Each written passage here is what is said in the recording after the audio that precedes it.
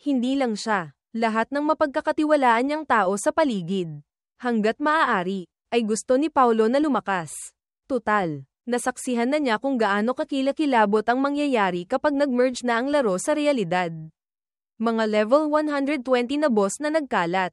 May lilito pang ang level 150 na boss. Samantalang ang kasalukuyang level cap sa Arcadia ay 120 pa lang. Kahit anong pagpupursigi ni Paulo na magpa-level sa loob ng halos 2 linggo. Hanggang dito lang ang kaya niya. Hindi siya kumpiyansa na kaya niyang harapin mag-isa ang mga hindi pa nalalamang panganib na iyon. Alam ni Paulo na kailangan na nilang puntahan ang timog na tarangkahan ng langit. Hindi pa nila ito natatapos ni Leah. Kung sa unang pagtatapos nila ay makakakuha sila ng S-rank pataas na grado. Makakatanggap sila ng hindi bababa sa 10 beses na bonus EXP, sapat na para tumaas sila ng kahit isang level. Sa mga dungeon na nagbibigay ng EXP sa level 100 pataas. Ang 3 beses na pagtakbo sa timog na tarangkahan ng langit araw-araw ay kailangan. Napakaikli ng oras. Mas malakas na ngayon ang stats ni Paulo. Bilang Wind God Mago, siya na ang numero 1. Walang duda, mayroon siyang mataas na damage. Napakabilis kumilos, at ang kanyang bilis sa pagtakbo ay umaabot na sa 100 metro kada 4 na segundo. Mabilis, magaling umiwas, mataas ang survivability, at idagdag pa ang damage mula sa mythical na si Zuke. Naniniwala si Paulo na sapat na ang lakas nila ngayon ni Leah para subukan ang timog na tarangkahan ng langit. Sinabi at ginawa agad. Gumawa ng party si Paulo kasama si Leah at agad silang nag-teleport papunta sa pasukan ng mapa patungong Sky Palace. Ang dungeon ng timog na tarangkahan ng langit ay naroon mismo, sa gitna ng bughaw na kalawakan. Tanging sa paglampas lamang dito makakakuha ng access papasok sa Sky Palace. Ang stratehiya para dito ay matagal ng kabisado ni Paulo. Bago pumasok sa dungeon, binuksan ni Paulo ang leaderboard para sa first clear. Nakatala doon ang oras ng pagtatapos. May listahan para sa grupo at pares. Pati na rin ang pangkalahatang pinakamabilis na oras. Ang nangungunang grupo ay 6 na tao. Natapos nila sa loob ng 52 minuto. Ang record na ito ay hindi pa nababasag hanggang ngayon. Kahit maraming grupo na ngayon ang nakakatapos sa loob lang ng kalahating oras. Hindi na iyon ang first clear nila kaya hindi na nailalagay sa leaderboard. Pero ngayong araw, determinado si Paulo na lampasan sila. Dahil ang gantimpala para sa numero 1 sa leaderboard ay 100 beses na bonus EXP. Bukod pa rito, may tig-isang ultimate gift box pa sila. Siguradong maglalaman ito ng top tier na gamit, na may level na katumbas o mas mataas pa sa kasalukuyan. At pwede ka pang pumili kung para sa character o pet ang gamit. Pumasok sina Paulo at Leah sa dungeon.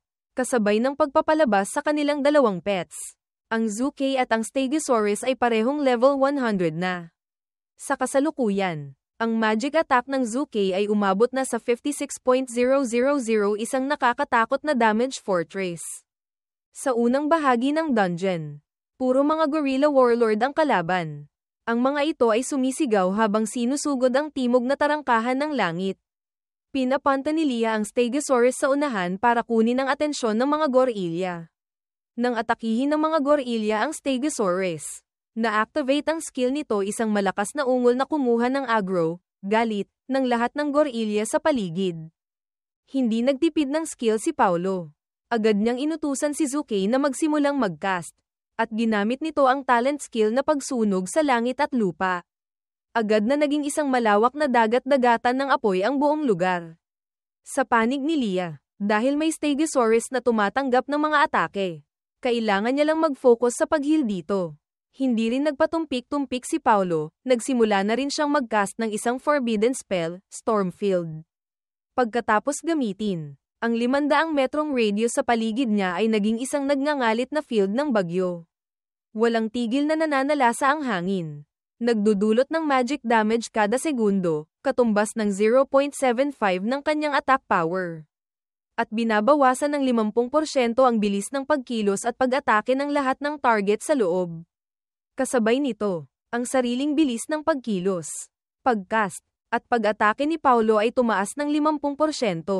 Tumagal ito ng 10 minuto. Kumonsumo ng 8.000 mana. May 10 segundong casting time. At 30 minutong cooldown. Isang napakalakas na field control skill. Kaya ito tinawag na forbidden spell ay dahil hindi lang ito damage, kundi may napakalakas ding control effect, na sa malakihang labanan ay pwedeng maging susi sa pagkapanalo. Bukod pa rito, ang wind magic ay may interaction sa fire magic, ang hangin ay nagpapasiklab sa apoy. Nang gamitin ni Paulo ang forbidden spell, agad na lalong lumakas ang dagat-dagatan ng apoy na ginawa ni Zukei. Tumataas ng husto ang mga numerong lumalabas. Sa isang iglap, ang mga higanteng gorilya na naagro ng Stegosaurus ay nagkaroon ng napakalalaking pulang numero sa ibabaw ng kanilang mga ulo. Walang tigil ang pagbaba ng kanilang buhay. Ngunit ito ay isang level 100 dungeon. At ang pinakamahirap pa bago ang bagong expansion. Ang mga gorilla warlord sa unahan ay mga ordinaryong mobs lang. Pero may 8,000, 8.000 sila. At bawat isa ay may mahigit 100,000, 100.000 HP. Stegosaurus, tigil na ang pag-ungol. Pwede nang ay kaitang yan. Hindi ka na nila mahahabol. Sabi ni Paulo, gamitin mo ang pinakamabilis mong takbo at manghila ka pa ng ibang mobs. Mabilis na nag-coordinate si Paulo kay Lia. Mabilis din ang naging aksyon ni Lia. Sa ganitong klase ng full-dive virtual reality game, walang keyboard o controller. Ang tinatawag na Kaozuo, pag-control, ay nakabase sa bilis ng reaksyon ng manlalaro. Mabilis na tumigil sa pag-ungol ang Stegosaurus at tumakbo ito para manghila pa ng mga kalaban.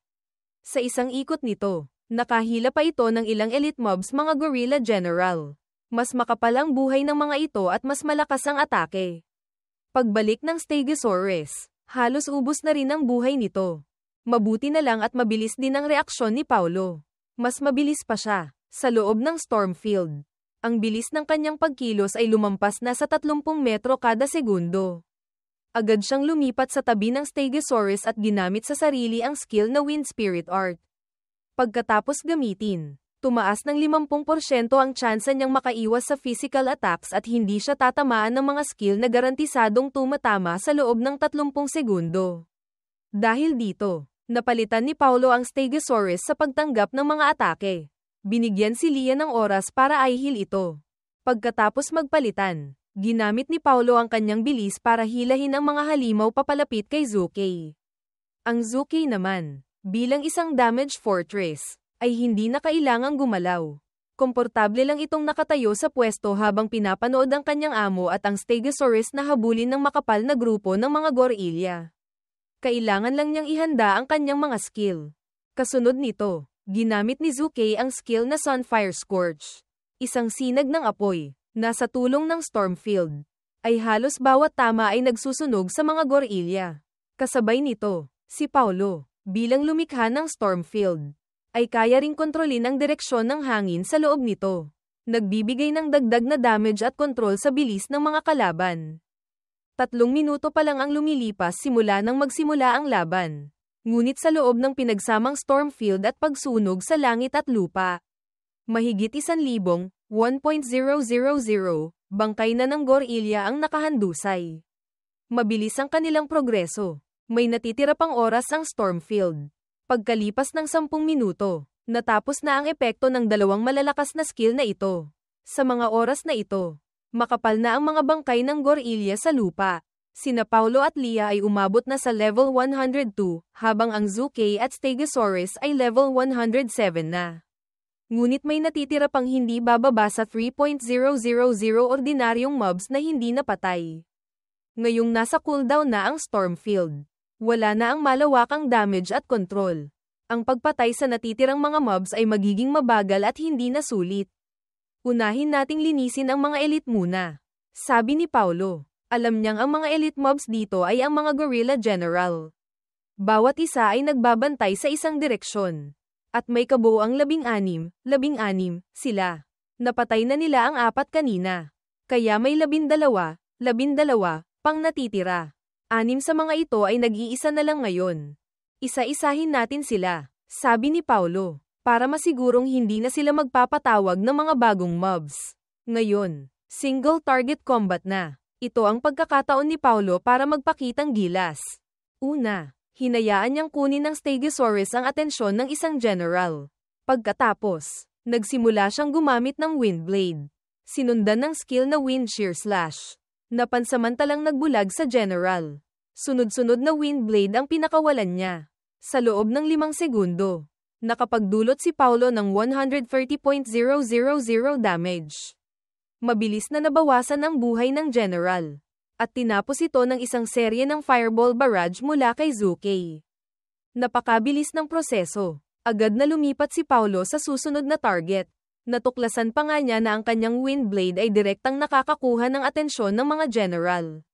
Mas naging madali ito. Isa-isang hinayla at pinatay ang mga general.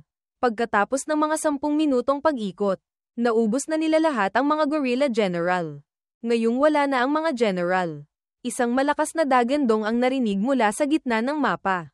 Sinong hamak na nilalang ang nangahas na tulungan ang langit at hadlangan ang paglusob ng Diyos na ito?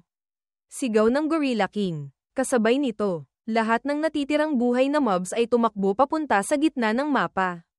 Sinubukan ni Paulo na atakihin ang mga ito. Pero hindi niya makuha ang atensyon nila. Para silang nababaliw. Ang tanging nasa mata nila ay ang kanilang hari. Hindi ang mga kaaway. Grabe. Ang tindi pala ng pagka-fanatic ng mga unggoy na to. Nagbiro si Paulo kay Lia. Pagkatapos, pinagtulungan nilang patayin ang isang grupo ng mga natitirang mobs gamit ang mga skill ni Zuke. Sabi niya kay Lia, sakto, bilisan na nating tapusin to. Nagpapatawag din ng mga general ang Gorilla King. Kakayanin kaya ng Stegosaurus. Medyo nag-aalala si Lia. Kahit hindi kayanin, kailangang kayanin. Hindi na nagsalita pa si Paulo. Nakarating na sila dito. Aatras pa ba? Hindi iyon ang estilo niya. Sa normal na proseso ng dungeon, dapat ubusin muna ang 8,000 mobs. Tapos isa-isahin ang mga general. At saka harapin ang Gorilla King ng mag-isa. Habang nilalabanan, magpapatawag ang Gorilla King ng 3 bugso ng mga general, sa 70% HP, magpapatawag ng 500, sa 50% HP, magpapatawag ng 1.000.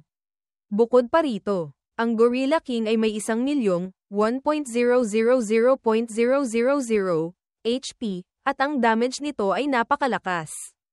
Kahit ibawas pa ang depensa, ang Stegosaurus ngayon ay kaya lang tumagal ng 4 hanggang 5 atake mula sa hari.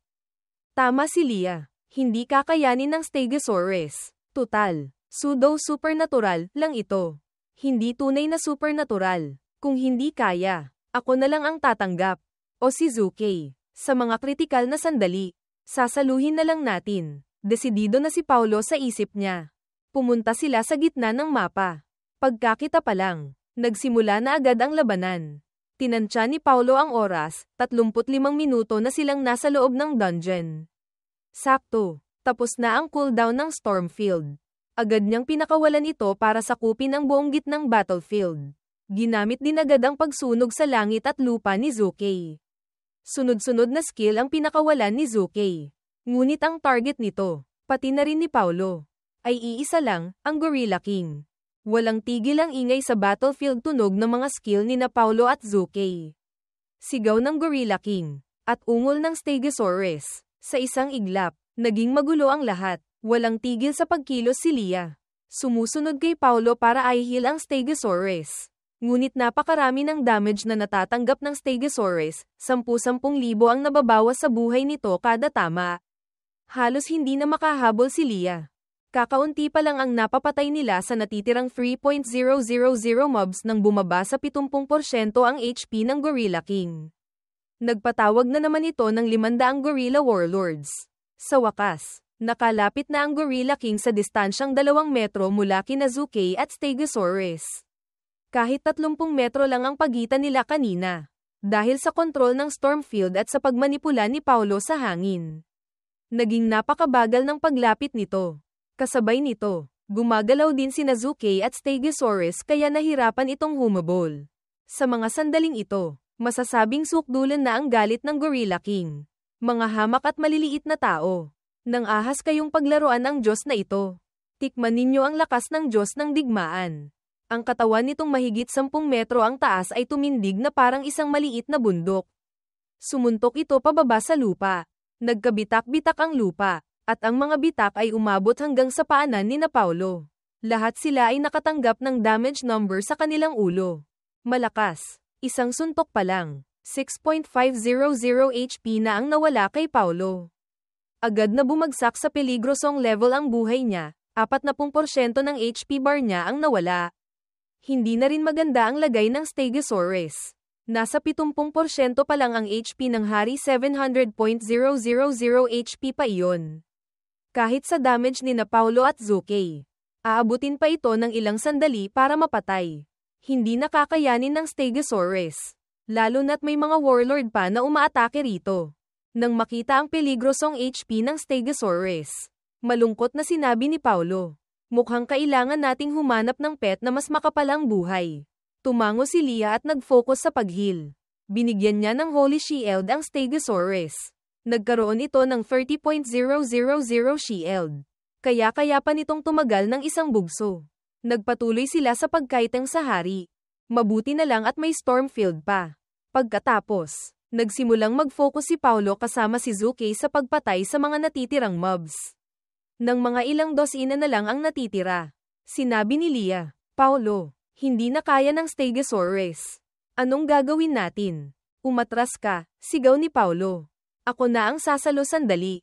Ngunit kanina, sa distansyang 3 hanggang 4 na metro, isang suntok lang ng hari sa lupa ay 6.500 HP na ang nawawala kay Paulo.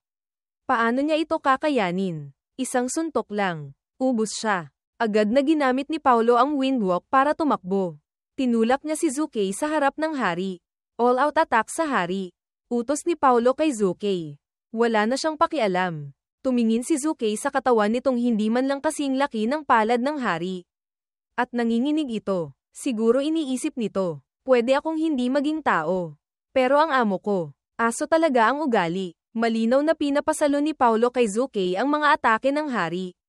Pagkatapos, pinakawalan ni Paulo ang lahat ng kanyang single target skills. Sumunod naman si Zuke sa utos, total. Mabagal din naman ito. Kaya hindi na ito tumakbo at matigas na sinalo ang mga atake ng hari para makapag-cast. Mabilis na bumulusok ang HP ng hari.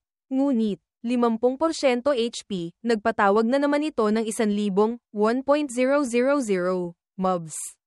Ang Stegosaurus, na nakahinga na, ay hindi na kumuha ng aggro ng hari, sa halip. Ito na ang humila sa mga bagong dating na mobs.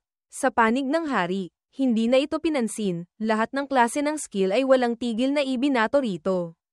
Sa wakas, bumaba na sa 10% ang HP ng hari. Kasabay nito, lumayo si Paulo ng 30 metro. Sa distansyang ito, abot pa ng mga spell ni Paulo ang hari. Pero hindi na siya abot ng mga atake nito. Lahat ng damage ay napunta kay Zuke. Sa huli, naubos ang HP ni Zuke. Ngunit huminto ito sa isang punto. Agad na tumingala si Zuke at humuni ng malakas. Ang buong katawan nito ay naging isang malaking itlog na nagliliyab sa matinding apoy. Lumulutang mismo sa harap ng Gorilla King. Nang makita ito ng hari, agad nitong iniunat ang kamay. Dugo ng Zuke. Akin na ang itlog na ito. Tuwang-tuwa ang mukha ng hari. Sa panig ni Paulo, walang tigil ang kanyang wind blades. Kasabay nito, kinontrol niya ang storm field para itulak ang nagliliyab na itlog papalapit sa kanya. Dahilan para hindi ito maabot ng hari. Ang sinabi ng hari ay nagpatigil din sa puso ni Paulo. Ibig sabihin, kapag natalo si Zuke at pumasok sa rebirth state, pwede itong manako. Dali-dali niyang tiningnan ang status ng kanyang pet. Tama nga, sa mga sandaling iyon, blanko na ang owner, slot ng Zuke, nawala ang pangalan ni Paulo. Mukhang habang nagiging itlog si Zuke para mag-rebirth, pwede nga itong agawin. Paano nangyari yun? Ngunit maya-maya lang, natuwa si Paulo. Mukhang malaki rin ang atraksyon ng Zuke sa hari, hinabol nito ang itlog at hindi na inatake si Paulo. Kahit anong atake pa ang gawin ni Paulo dito, hindi ito gumaganti. Tila ang tanging nasa mata nito ay ang itlog ng Zuke. May ganito palang epekto, hindi ko inaasahan. Agad na kinontrol ni Paulo ang storm field at gumamit ng mga spell para itulak palayo ang itlog. Pinapaikot-ikot ang mukhang hindi matalinong hari. Kasabay nito, walang tigil siyang nagpapakawala ng wind blades. Sa wakas, naubos ang HP ng Gorilla King. Pagkatapos, Pinatay ni Paulo ang mga natitirang mobs. Dungeon cleared. Clear rating, SSS. Clear time, 43 minutes 52 seconds. Isang world announcement ang lumabas sa laro. World announcement, binabati ang koponan ni Paulo at Lia sa pagtatakda ng bagong record sa timog na tarangkahan ng langit, pares, na may oras na 43 minuto at 52 segundo. Na nakakuha ng SSS rating at nanguna sa leaderboard. Ang pagiging unang nakatapos sa timog na tarangkahan ng langit ay nagbigay ng 100 beses na bonus EXP. Ngunit ang announcement na ito ay hindi na gaanong pinansin. Sa ngayon, sino pa bang manlalaro ng Arcadia ang may pakialam dito? Lahat ay abala sa pagbebenta ng gamit o ng kanilang mga account. Marami pang ang sumasakay sa kasikatan para gumawa ng sariling content. Lahat ay nasa proseso ng paghihilom o pagbawi ng puhunan. Sino pa ang mag-iisip tungkol sa mga dungeon? System notification, nakatanggap ka ng 8 bilyong EXP. System notification, nakatanggap ka ng gantimpala mula sa Dungeon Leaderboard, Ultimate Gift Box X1. System notification, nakakuha ka ng karapatang pumasok sa Sky Palace. Agad na kinwenta ng sistema ang mga gantimpala.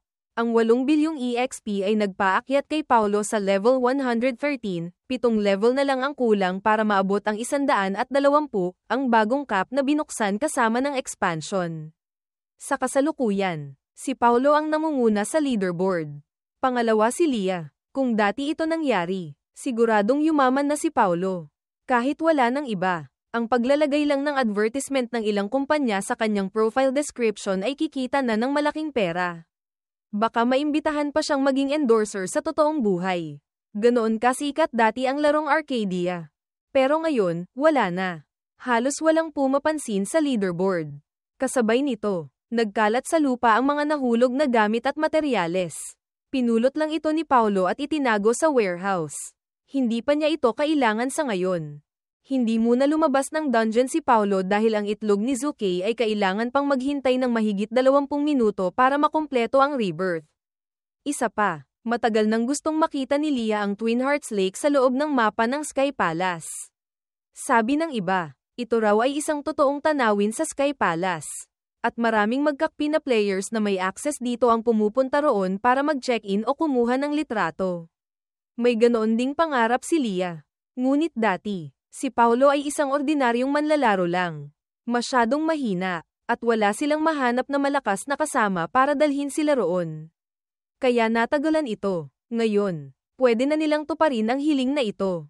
Magkasama silang pumunta sa Twin Hearts Lake. Habang naroon, tumingin si Lia kay Paulo at sinabing, "Oy, hindi ba napag-usapan na natin to?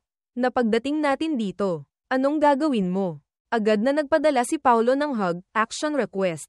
Hihi. Tumawa si Lia at kumuha ng screenshot. Naghintay sila hanggang sa matapos ang rebirth ni Zuke. Pagkatapos, parang bagong pang-anak ito, ngunit hindi nagbago ang level. Muli itong pumirma ng kontrata bilang alaga ni Paulo. Pagkatapos ng rebirth, tumaas ng 10% ang stats nito. Huwag maliitin ang stats ng pet, kahit mukhang mababa.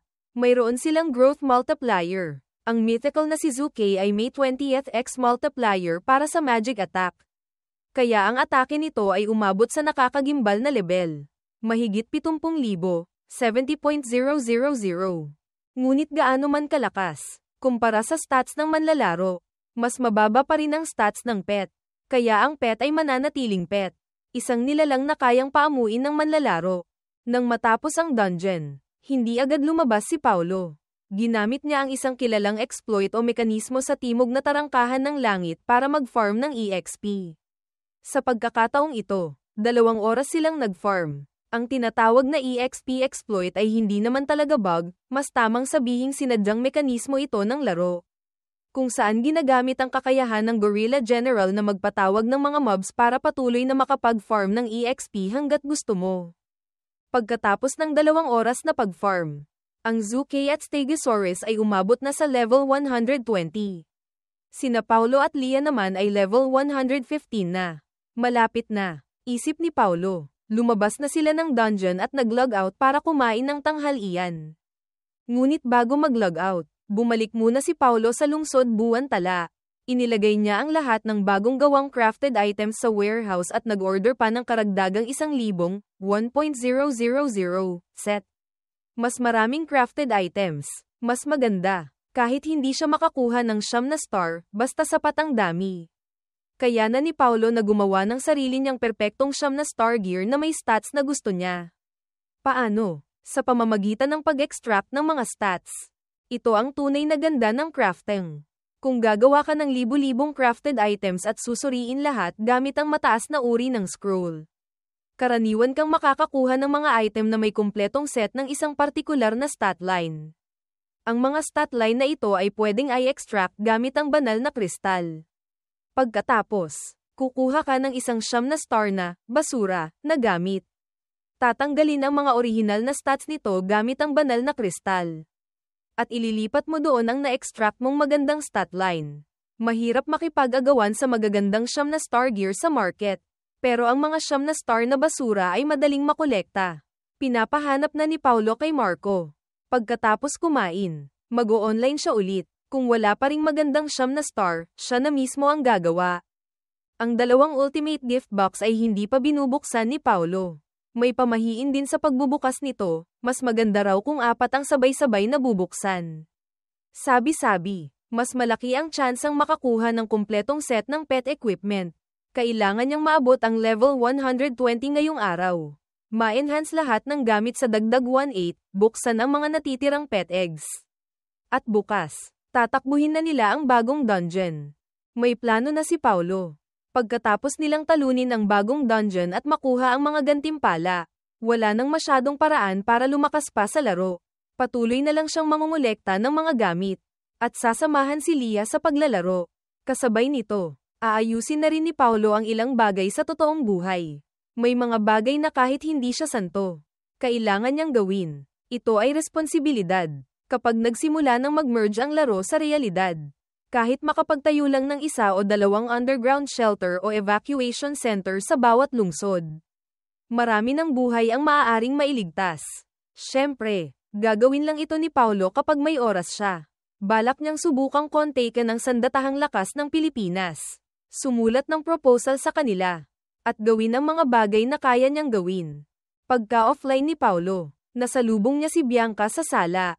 Nagbatian sila. At agad sinabi ni Bianca, "Boss Paulo, gusto ka raw makausap ni Ate Rica. Pwede ka ba?" "Walang problema. Mamayang hapon. Sabihan mo siya." Pumayag si Paulo. Simula nang umamin si Rica. Hindi na ito direktang nagme-message kay Paulo. Dinadaan niya kay Bianca ang pagtatanong. Humihingi muna ng permiso bago kumausap. Ang mga kilos na ito ay nagpapakita kung gaano kaingat si Rica, at least.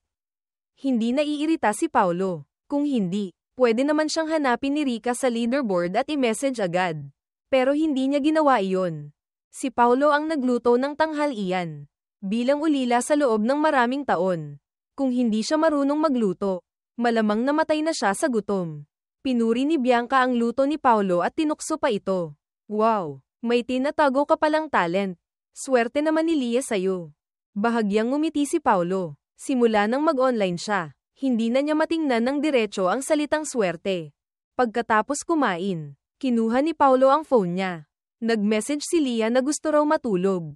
Hinayaan na lang niya ito. Nag-iwan ng message si Paulo at nag-online na ulit. Una niyang ginawa ay i-add si Rica bilang kaibigan. "Hello, Guild Leader Rica. Haha, huwag mo na akong tawaging ganyan. Kung hindi, dapat ba kitang tawaging numero 1 sa leaderboard? Ang pinakamagaling na Wind God Mago ng Arcadia. Pati ba Wind God Mago? Umaabot na sa tuktok ngayon. Mukhang bumagsak na nga talaga ang Arcadia. Ang galing mong mambola." Sagot ni Rica. Seryosong usapan. "Siguro alam mo na kung bakit kita hinahanap. Talaga bang iniisip mo na may tsansa pang bumalik ang larong ito?" Tanong ni Rica.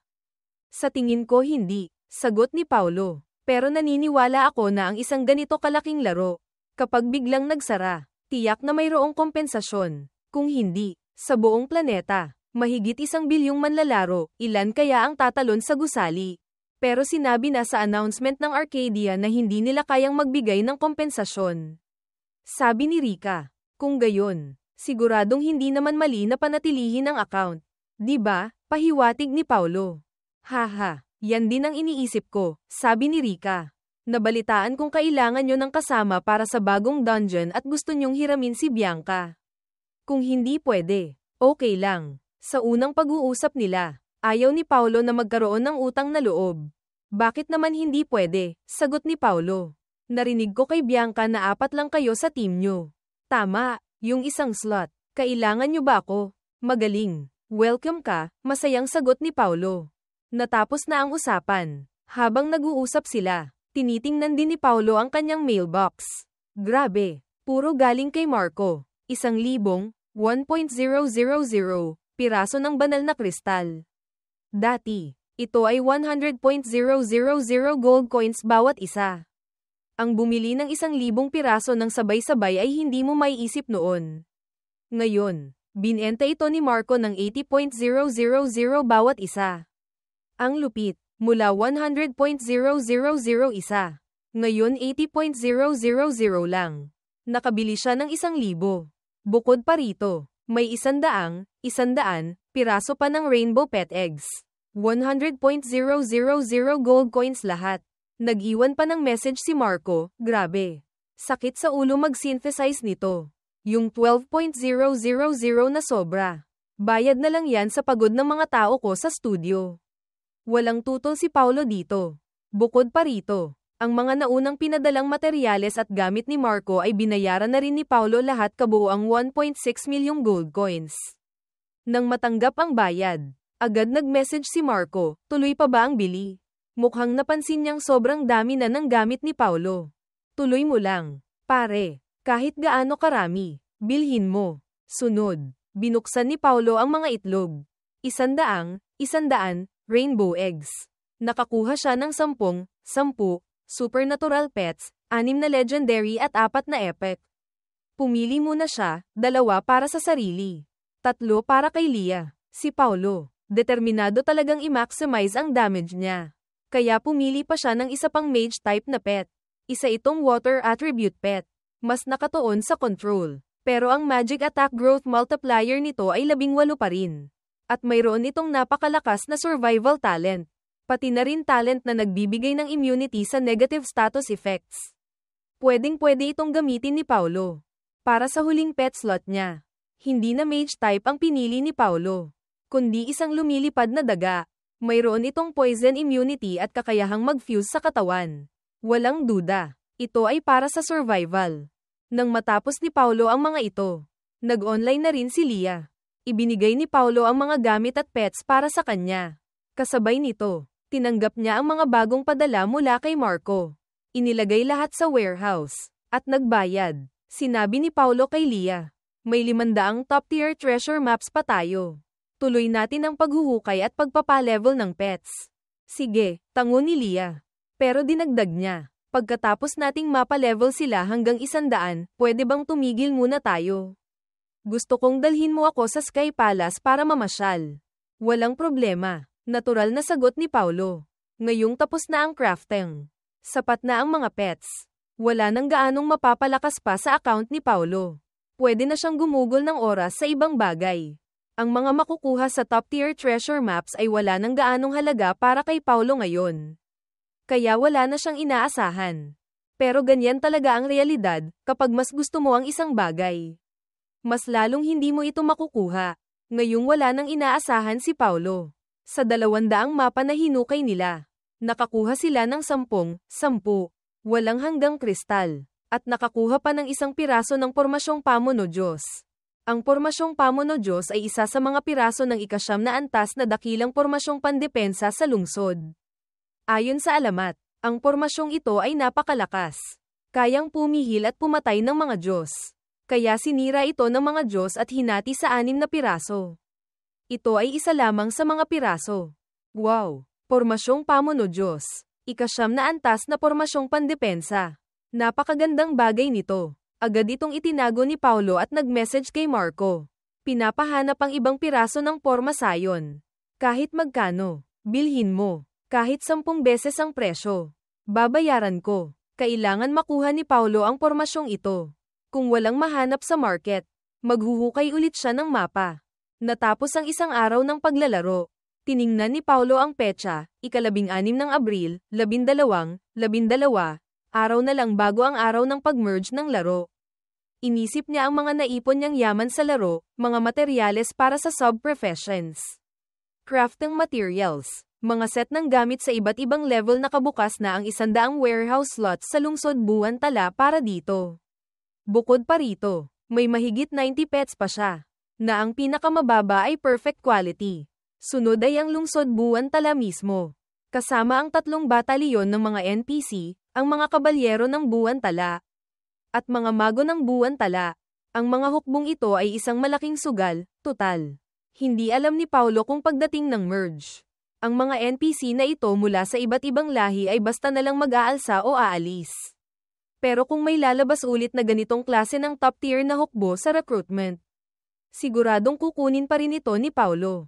Pagkatapos ay ang iba pang mga na-recruit na NPC, ang napakaraming materyales. Ang mismong lungsod, kasama pa ang sarili niyang top-tier god set, 2 epic pets, at isang mythical na si Zuki. Sa ngayon, ang paghahanda niya sa laro ay masasabing sapat na. Ang susunod na hakbang ay ang patuloy na pagpapabili kay Marco, at ang pagkuha ng 3 set ng pet equipment mula sa bagong dungeon. Tungkol sa bagong dungeon, alam ni Paulo kung paano ito tapusin. At mayroon itong isang exploit o bug. Normal lang ito, anumang bagong labas sa laro ay kadalasang may kaunting problema. Kahit pa ipinagmamalaki ng Arcadia na sa loob ng 20 taon ay wala silang bug. Ngayong malapit ng magsara, nagkaroon din ng problema. Gayunpaman, mas higit pa sa pagtawag dito na bug. Hinala ni Paulo na maaaring ito ay sinadyang ilagay ng mga programmer ng kumpanya, na gumamit ng code para makialam sa Spirit Stone at pilit na nagpasok ng isang piraso ng code. Ang layunin ay para bigyan ng kaunting dagdag na pabuya ang mga manlalaro sa mga huling sandali. Siyempre, hula lang ito ni Paulo. Dahil sa alaala niya, ang bug na ito ay bukas pa madidiskubre. Kung talagang gustong magbigay ng regalo ng kumpanya sa mga manlalaro, pwede naman nilang ay anunsyo ng direkta. Hindi nag-aalmusal si Paulo kaya agad siyang nag-online. Tiningnan niya ang listahan ng kanyang mga kaibigan at nakitang online si Leah. At nasa loob pa ng isang party. Agad siyang nag-request na sumali. Dahil magkakpi sila sa laro, pwede siyang direktang pumasok sa party nang hindi na kailangang hintayin ang approval. Pagpasok ni Paulo, nakita niyang may 2 pang tao roon parehong kakilala niya, si Bianca at si Rika. Nandito rin pala kayo, mausisang tanong ni Paulo. Hinihintay ka namin, sagot ni Rika. Hindi ba tatakbuhin natin ang bagong dungeon ngayon? Okay, may isa pa tayong kasama. Ay invite ko lang siya. Tango ni Paulo. Ngunit napansin niyang hindi online si Marco. Kailangan niya munang mag-offline sandali para tawagan ito. Alam ni Paulo na gising na si Marco sa mga oras na iyon. Nang sumagot ang telepono, agad niyang sinabi, online na, dungeon na tayo. Grabe ka, Paulo. Laro agad na sa isip mo. No. Hindi mo ba tiningnan yung group chat ng section natin? Ibang usapan ang binuksan ni Marco. Hindi. Umalis ka na ba sa group chat? Tanong ni Paulo. Wala na siyang pakialam ngayon sa mga usapin tungkol sa klase. Hindi na kailangan. Group chat. Binalik na naman ako ni Sir Cruz doon. Kaninang umaga lang. Pagpasok ko, nakita ko agad na tinag ka ni Sir. Pinapagalitan ka dahil sa mahabang pag-absent mo. Halos buong semester daw. Iilang araw ka lang pumasok. Tapos yung sina Diego at mga tropa niya. Nakikisawsaw pa. Nilalay ka sa chat. Kwento ni Marco. Halatang naiinis. Ano ba yan? Hindi ko na kaya tong si Diego eh. Kailangan ko tong turuan ng leksyon. Hayaan mo na siya. Kalmadong sagot ni Paulo. Na siyang pinag-uusapan. Bakit ka matatakot doon? Bilisan mo na. Mag-online ka na. Huwag mo nang intindihin yung ibang bagay. Unahin natin ang dungeon. Tinatamad nang sumagot si Paulo. Dahil sa alaala niya, si Diego ay isa sa mga pinakaunang nagbenta ng account. Pagkatapos mag-merge ng laro, si Diego, kasama ang kapatid nitong si Boss Vic, ay nanatiling ordinaryong tao lang. Sa mata ni Paulo, masahol pa sila sa langgam. Hindi nagtagal, nag-online na si Marco, mabilis na nabuo ang 5 miyembrong grupo. At dumiretso sila sa pinakabagong dungeon, kaguluhan sa Sky Palace. Ang dungeon na ito ay tungkol sa pagbagsak ng Sky Palace, kung saan 12 demonyong pinuno. Kasama na ang Gorilla King. Ang nagtulungang sumalakay dito. Tama, ang Gorilla King na pinatay ng napakaraming players sa nakaraang dungeon ay bida na naman ngayon. Pero mas malakas na siya, level 120, 2,000,000, 2.000.000 HP, at sapat ang damage para patayin si Paulo sa isang iglap. Subukan muna natin ang normal difficulty, suhestyon ni Rika. Bago pa lang ang dungeon na ito. Wala pa sa kanila ang nakakalaro nito. Okay lang na subukan muna. Hindi tumutol si Paulo. Hindi niya pwedeng sabihin agad na alam niya ang exploit at I suggest na pinakamahirap na difficulty agad, magdududa lang si Rika. Isa pa, kapag unang beses natapos ang normal difficulty at napasok sa leaderboard, may ultimate gift box din naman. Kahit medyo boring ang normal. Tiningnan ni Paulo ang iba't ibang difficulty levels at ang description ng dungeon. Sa normal difficulty ng kaguluhan sa Sky Palace, dir-diretso lang to. Depende na lang sa damage natin. Mamaya pagpasok, bigay nyo lang lahat ng kaya nyo. Sa normal difficulty, nababawasan ng 30% ang stats ng 12 demonyong pinuno. At maraming malalakas na skill nila ang hindi gumagana. Sa kasalukuyang grupo ni Paulo at sa kanilang mga gamit, hindi ito mahirap. Naroon si Paulo, si Lia, si Bianca, si Rika, at ang medyo nahuhuli na si Marco. Dire-diretso lang ang pag-usad ng 5. Lahat ng 3 pet ni Paulo ay kasama sa laban. Habang nakauto-atak ang mga pet, ang Zuki pa lang ay nag-ambag na ng 26% ng kabuuang damage ng grupo. Nakakatakot. Nagduda tuloy si Bianca sa sarili niyang kakayahan. Paano nangyari yun? Sabi niya, binigay ko na lahat. 23% lang damage ko. Top 3 warrior ako ng buong server Ganoon ba kalakas ang Zuki? Hindi masama. Nakangiting sabi ni Rika. Nakuha natin ang top 1 sa normal leaderboard. At lamang tayo ng 8 minuto sa top 2. Mukhang walang makakahabol sa atin. Grabe talaga ang damage ng Zuki. Tumingin siya kay Paulo. Pero parang laging hangin lang ang ginagamit mo. Paulo, sinusuportahan mo lang si Zuki para mas lumakas ang damage niya. Huwag kang ma-discourage. Bianca, sabi ni Lia. Mas mababa talaga ang damage ng mga warrior kumpara sa mga mago sa pagpatay ng mobs. Isa pa, nasa tuktok ng pet rankings ang Zuki ni Paulo. Tapos may 5 damage skills pa. Nakaramihan ay AoE. Hindi pwede. Mamaya, mangungulekta ako ng rainbow eggs. Kailangan kong makakuha ng mas malakas pa kay Zuki. Tila na challenge si Bianca sa nakakagimbal na damage ni Zuki. Hindi siya papayag, kailangan niyang makakuha ng mas malakas na pet para malampasan ang Zuki ni Paulo. Dito, natawa si Lia. Hindi mo siya malalampasan. Mythical level pet ang Zuki. Umaabot ng SS dagdag ang growth stats niya. Sa loob ng 20 taon ng Arcadia, 3 pa lang ang mythical pets na lumabas. At mas mahina pa yung 2 kaysa kay Zuki.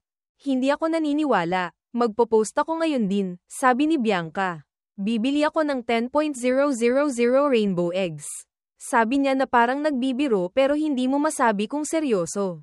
Si Marco, na kanina patahimik dahil hindi makasabay sa usapan ng mga mayayamang dilag na ito, ay nakahanap na rin ng pagkakataong magsalita. Mukhang mahihirapan ka ng makabili ng ganyang karaming rainbow eggs ngayon. Sabi niya, hintayin niyo bukas. Siguradong tatahimik na ng tuluyan ang market ng larong to. Hindi ba kayo nanonood ng balita? May nag-compile sa mga malalaking live streaming platforms. Hanggang tanghali ngayon, umabot na sa 3.8 milyong gamit ang sinira ng mga sikat na players. 6 na milyong pets ang pinakawalan. At daan-daang milyon ang iba't ibang items na winasak na. Habang sinasabi ito, bakas kay Marco ang panghihinayang at emosyon. Dahil magsasara na ang laro at walang kompensasyon. Natural lang na magwala ang mga manlalaro. Idagdag pa ang mga sikat na personalidad na sumasabay sa uso para sa views. Kaya ang larong dating naghari sa buong Blue Star Planet ay malamang sa loob ng ilang araw ay tuluyan ng mananahimik. Tuloy na tayo. Nakangiting sabi ni Paulo. Subukan naman natin ang hard difficulty. Tapusin natin lahat ng difficulty levels. Kunin natin lahat ng ultimate gift box. Tapos magbukas pa tayo ng maraming pet equipment. Ang pet equipment sa Arcadia ay hindi pwedeng i-trade at hindi rin nasa Ira. Ngunit kapag namatay ng tuluyan ng pet, mawawala rin kasama nito ang mga suot niyang gamit. Kaya naman, hindi ka makakabili ng pet equipment sa market, kailangan mong ikaw mismo ang kumuha nito sa mga dungeon. Ang hard difficulty ay parang normal lang din nilang tinapos. Napakabilis ng grupo ni Paulo. Nakita ni Bianca na hindi na naman makahabol ang damage niya. Kaya nagsimula na siyang maging tamad. Dahil dito, mas lalong nagpursigi si Paulo para mapanatili ang bilis nila. Ang resulta, mas lalo pang naging kampante si Bianca, tumayo na lang siya sa isang tabi. Anong ginagawa mo dyan, sita ni Lia? Tumawa si Bianca. Hehe, nagbubukas ako ng itlog. Itong babaeng to, talagang nangolekta ng rainbow eggs at sa loob pa mismo ng dungeon nagbubukas. Masasabi mo talagang siya lang ang gagawa niyan. Makalipas ang kalahating oras, narating na nila ang harap ng level 120 na Gorilla King. Sa mga sandaling iyon, biglang sumigaw si Bianca. Bakit tuta? Gulat na gulat siya, pero mabilis itong napalitan ng pagkadismaya. Tuta, habang lumalaban, na-curious ang iba at sumulyap. Isang heavenly hound mukhang ang aso. Nanginginig na ang boses ni Bianca. Ayoko ng aso, kahit pusa na lang sana. Nang marinig siya, napailing na lang ang iba sa kawalan ng magawa. Pakita mo nga yung stats sa amin. Sabi ni Rika. Nanginginig din ang boses sa paghanga. Napakaswerte ni Bianca. Sabi niya gusto niyang makakuha ng mythical pet. At nakakuha nga siya. Grabe. Ang stats ng Heavenly Hound at ang mga talent skills nito, isa itong walang kapantay na combat pet. Tapos hindi pa masaya si Bianca. Nakakainis. Naghihinala akong sinasadya mong magyabang. Bianca, halatang naiinis na si Rika. Gusto niya rin ng ganoong pet. Oo nga, ako nga wala pang kahit anong supernatural pet eh. Puno rin ng paghanga na sabi ni Marco. Ngunit si Lia ang nagsalita. Nakagat kasi siya ng aso noong bata siya. Kaya takot siya sa aso simula noon. Ipinaliwanag niya para kay Bianca. Nasa laro lang naman tayo. Wala sa totoong buhay. Anong kinakatakot mo? Naiinis na sabi ni Paulo. Kung ayaw mo, akin na lang yang Heavenly Hound. Sa'yo na tong lumilipad na daga ko. Ayoko. Halos maiyak na si Bianca. Mas takot ako sa daga. Nagtawanan ng lahat. Napangiti rin si Paulo. Siyempre, gusto ko rin ng Heavenly Hound. Ngunit alam niyang mas bagay ito kay Bianca dahil sa pagiging angkop nito sa kanyang propesyon. Kung mapupunta ito kay Paulo, hindi magagamit ang buong potensyal nito. Isa pa, hindi ugali ng isang maginoo ang agawin ang gusto ng iba. Isa na namang ultimate gift box. Masayang sabi ni Paulo. Tuloy pa tayo. May pagkakataon tayong makakuha ng 8 ultimate gift box ngayon. Sapat na para makabuo ng 2 set ng pet equipment. Sa mga sandaling iyon, nagsalita si Rika. Sandali, magpapahinga muna ako saglit para magbukas ng rainbow eggs. Pero lalaban pa rin ako ha. Naisip ko lang, hindi ba maraming sikat na players ang nagsisira ng mga itlog ngayon? Sa tingin ko, mas mataas ang tsansang makakuha ng magandang pet ngayon. Mukhang tama nga siya. Ang isang magandang dungeon run ay naging lugar para magbukas ng pet egg ang mga kasama niya. Mabuti na lang. Ang hard difficulty ay madali pa rin para sa kanila dahil sa kanilang mga gamit. At nakuha pa rin nila ang pinakamabilis na oras. Ganoon din ang nangyari sa nightmare difficulty. Nakakuha sila ng 3 pang ultimate gift box. Sa nightmare difficulty, 2 box ang gantimpala, habang sa hell difficulty ay 4. Sumali na rin si Marco sa pagbubukas ng itlog. Ngunit ang swerte ay hindi para sa lahat. Totoong maraming nagbubukas ng itlog ngayon. Sa loob ng 20 taon ng Arcadia. Dahil sa sobrang mahal ng mga gamit, halos lahat ng manlalaro ay nagtipid ng husto. Kahit ang mga mayayamang naglalaro nito. Ang mga gamit na hindi kailangan ay iniipon pa rin dahil napakahalaga ng mga ito. Kaya sa loob ng 20 taon, marami silang naipon. Ngayong malapit nang magsara ang server, wala nang silbi ang pag-iipon. Dahil ba sa sentimiento ng mga manlalaro o dahil sa hype na pinupush ng mga sikat na personalidad? Si Rika ay nakapagbukas na ng 150 rainbow eggs pero isa lang ang nakuha niyang supernatural pet at epic level lang. Samantalang si Marco, 50 itlog lang ang binuksan. Nakakuha ng legendary, pero masakit pa rin daw sa bulsa. Sunod na ang kaguluhan sa Sky Palace, Hell Difficulty. Sabi ni Paulo, okay. Yung mga gustong magbukas ng itlog. Mamaya na ulit. Hell difficulty na to. Huwag na nating isipin ang oras ng pagtatapos, hindi pa nga sigurado kung matatapos natin ito. Mag-focus tayong lahat, dahil sa karanasan nila sa mga naunang difficulty. Kahit iba-iba ang hirap, pamilyar na sila sa mga mechanics ng dungeon. Pinili ni Paulo ang difficulty at pinangunahan ulit ang grupo papasok. Sunod-sunod nilang hinarap ang iba't ibang mga demonyong pinuno. Nagtutulungan ng 5 sa pagpatay ng mga mobs at pag-usad patungo sa mga boss. Nang matalo nila ang unang boss, may kakaibang nangyari. Ang halimaw na may 2 ulo na nagbabantay sa unang gate. Pagkatapos mamatay, ay biglang nabuhay muli. Sumigaw pa ito, "Nang ahas kayong talunin ang aking katawang lupa, hindi ko kayo patatawarin." Pagkatapos, tumakas ang anyong kaluluwa nito papunta sa direksyon ng huling mapa. Nagulat si Marco. Teka, may mali ba tayong ginawa kaya hindi natin napatay ng tuluyan yung halimaw? Hindi, seryosong sabi ni Paulo. Kaluluwa lang yun kanina. Mukhang may itinatagong sikreto ang update na to. Baka pag umabot ng level 120, may bagong gameplay na magbubukas. Tumingin siya kay Lia. Pagkatapos ng dungeon na to, level 120 na kayo ni Lia. Tama, malalaman natin mamaya. Tama nga, ang mga sumunod na boss ay pare-pareho. Pagkatapos matalo, tumatakas sila bilang kaluluwa. At napansin ng lahat na ang mga level 120 na boss na ito ay parang mas mahina pa kaysa sa Gorilla King sa level 100 dungeon noon. Ito ba talaga ang hell difficulty? Parang medyo madali, hindi napigil ang magduda ni Rika. Halos 1 oras na silang nasa loob. Pero ang average time nila para patayin ng isang boss ay mahigit 5 minuto lang. Malapit na sila sa huling boss. Ang Gorilla King. Bahala na. Tapusin na muna natin to.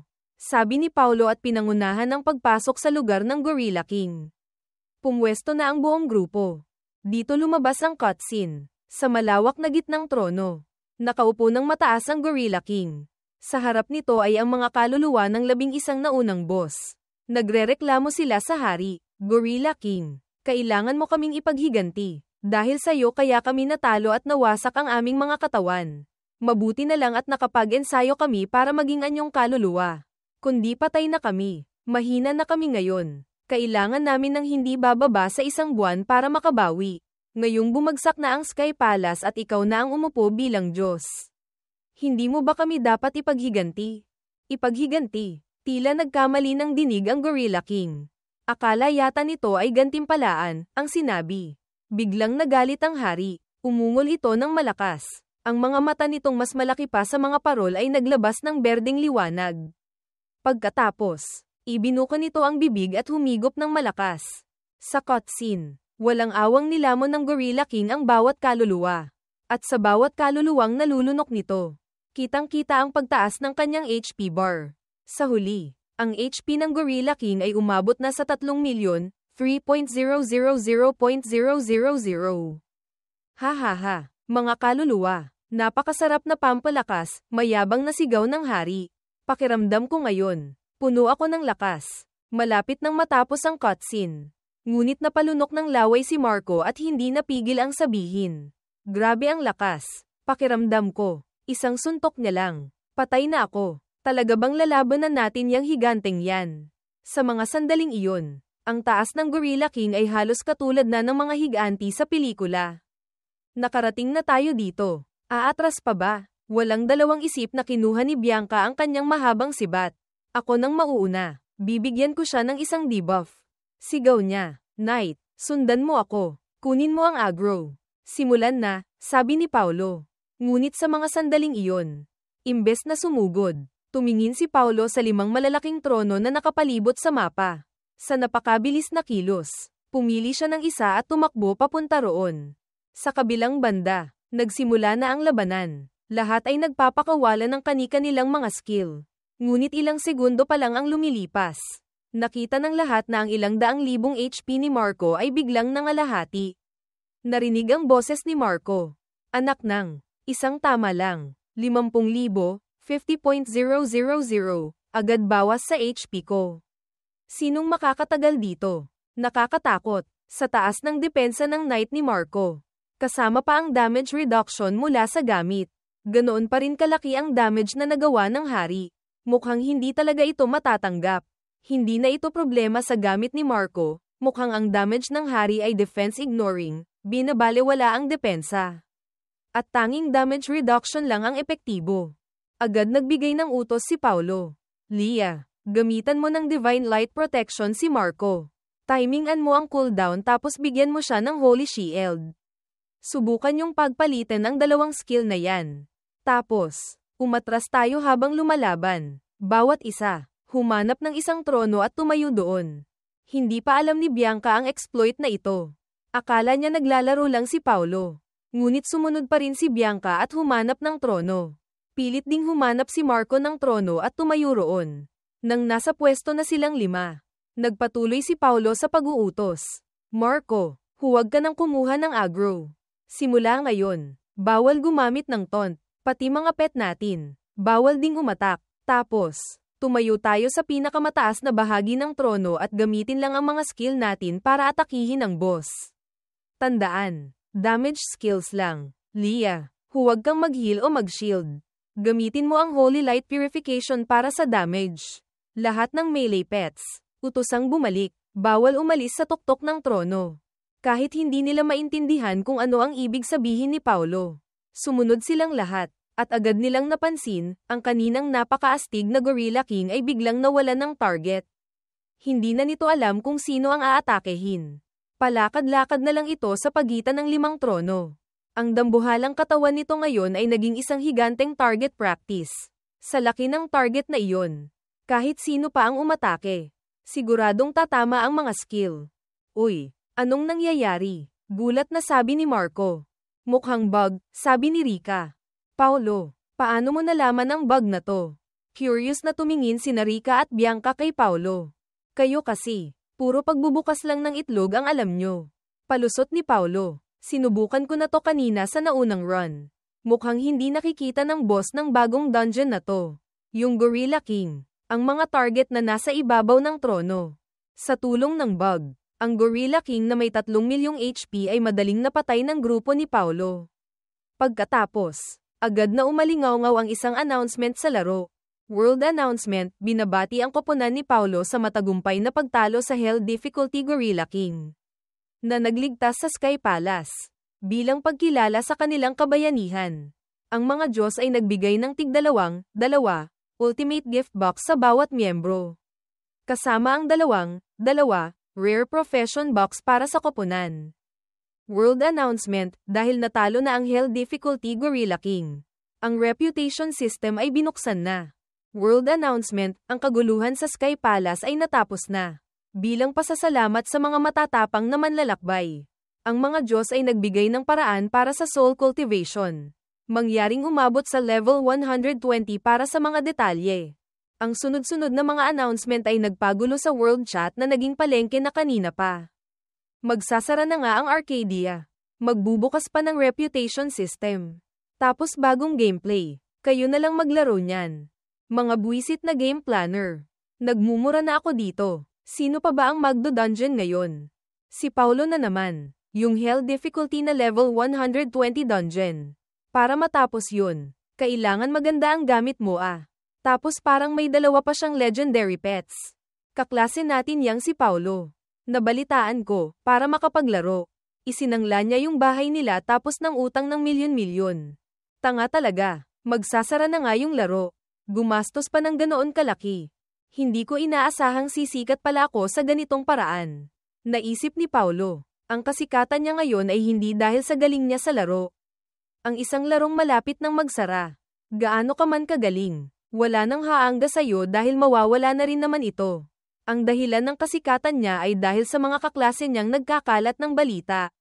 Tama, nang inanunsyo ng Arcadia na permanente na itong magsasara at walang anumang kompensasyon.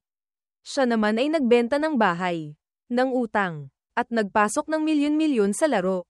Ano ba ang binabalak niya? Ang unang reaksyon ng marami sa ginawa niya ay, sira ulo.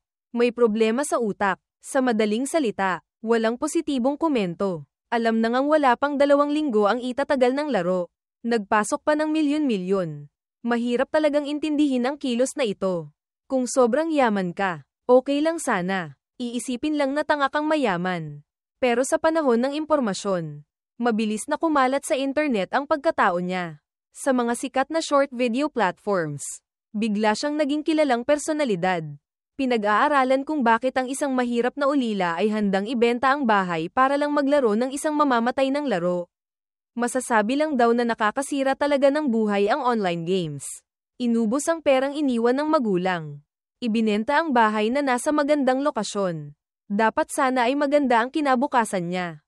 Pagkalipas ng 2 linggo, kapag nagsara na ang laro, isa siyang college graduate na ulila. Ubos ang ipon. Nakasangla ang bahay, paano siya mabubuhay? Ayos. Sikat na ako. Kahit masamang kasikatan. Kasikatan pa rin yun. Nakatanggap pa nga siya ng napakaraming tawag. Hello. Si Paulo po ba ito? Opo. Ako si Diana Castro mula sa School Publication Office ng Universidad natin. May oras ka bang magpa-interview? Nang marinig ko ang sinabi niya, napangiti ako ng makahulugan. School Publication Office. Anong level yan? Sa dami ng gustong mag-interview sa akin ngayon. May mga reporter pa mula sa TV station. Hello, Mr. Paulo. Kami po ay mula sa programang Kabataan Ngayon ng Maynila TV Channel. Ako po si Mr. Reyes, ang planning director ng team. Gusto ka po naming formal na imbitahan para sa isang panayam sa pinakabago naming episode. Mr. Paulo, kami po ang opisyal na kinatawan ng TikTok. Interesado po ba kayong makipagtulungan sa amin? Gumawa ng isang special feature tungkol sa inyo. Mayroon kaming suporta para sa bilyon-bilyong views. Kung papayag po kayo, siguradong malaki ang aming ibibigay na bayad. Kung sasali po kayo sa aming platform at magbubukas ng opisyal na account, bibigyan po namin kayo agad ng 800 pesos sign-ang bonus. Grabe, hindi ko inaasahang hindi lang TV station. Pati na rin ang malaking video platform ay lumapit sa akin. Sa ganitong sitwasyon, wala nang pag-asa ang School Publication Office. Paumanhin, sagot ko kay Diana Castro. Tinanggap ko na po ang imbitasyon ng Kabataan Ngayon, ng Maynila TV at ng TikTok para pumunta sa kanilang headquarters at gumawa ng episode. Mukhang hindi na po kakasya sa schedule ko. Siyempre, kaya ako naging magalang ay dahil si Diana Castro ang pangalawa sa listahan ng mga campus beauty sa universidad namin maputi. Maganda ang hubog ng katawan. Mahahaba ang binti, at top student pa sa journalism department. Sa group chat ng section namin. Luis, ano ba yan? Bakit ganito? Ang sikat na pala ni Paulo ngayon. Napanood nyo na ba sa TikTok? Julia, nakita ko na. Sa TikTok ngayon, sa 10 video, 6 yata tungkol sa kanya. Carlo, anong sikat? Puro panlalait naman yung mga video tungkol sa kanya. Diego, baluktot na talaga ang taste ng mga tao ngayon. Walang limitasyon. Kitang-kita ng katangahan yung ginawa. Sumikat pa. Hindi ko maintindihan. Carlo, inggit ka lang. Diego, HMPH. Siguradong masayang-masaya ako ngayon. Malapit na akong maging sikat na bituin. Hindi ba may kasabihan? Views ang hari. Masamang publisidad. Publisidad pa rin. Katatapos ko lang kumain ng hapunan at kausap ko si Lia sa telepono. Bukas, pupunta ako sa Maynila para sa taping ng Kabataan Ngayon. Sa makalawa naman, pupunta ako sa Maynila, o QC, kung nasaan man ang TikTok HQ, para sa special feature ng TikTok. Wala yun. Ikukwento ko lang naman ang personal na paglalakbay ko, sabi ko kay Lia. HMPH, huwag kang mag-alala. Gusto ko talagang pumunta. Haha, hindi dahil sa pera. Hindi mo kailangang bigyan ako ng pera. Gusto ko talagang pumunta. Akala ni Lia, dahil sa pera kaya ako pumayag na sumama sa programa ng TV station at ng TikTok. Napanood na rin niya ang mga video sa internet na may kung ano-anong kakaibang teorya mula sa mga content creator. Masasabing puro kasinungalingan at chismis ang nagkalat. Pati ba naman yung noong bata raw ako ay sumilip sa biyudang naliligo. May nag-imbento pa. Ang problema, hindi ko mapatunayan na hindi ko ginawa iyon mula pagkabata. Hindi ko naman nai-record ang bawat sandali ng buhay ko. Kaya ang tingin sa akin ng mga tao sa internet ngayon ay napakasama. Tulad ng sabi ni Carlo, puro kadiliman o negatibo. Tapos ngayon, lalabas pa ako, sasali sa programa, at makikipag-usap sa mga manonood sa buong bansa. Hindi ba parang ginagawa ko lang ang sarili kong unggoy para pagtawanan at batuhin ng balat ng saging? Ayaw ni Lia na mangyari iyon sa akin. Sinabi pa nga niya na kung talagang kailangan ko ng pera, hihingi siya sa pamilya niya. Bilang magkakpi na matagal nang magkakilala online, ang pagsasama at hindi pang iiwan ay napakahalaga na. Ang isang tulad ni Leah ay parang biyaya mula sa langit. Tungkol dito, syempre nagpapasalamat ako, pero hindi na kailangan. Sa ngayon, sapat na ang pera ko. Pero kung makakakuha pa ako ng kaunti, mas marami akong maiimbak na resources sa laro. Pagdating ng panahon na mag-merge na ang laro, ang mga resources na ito ang magiging puhunan ko.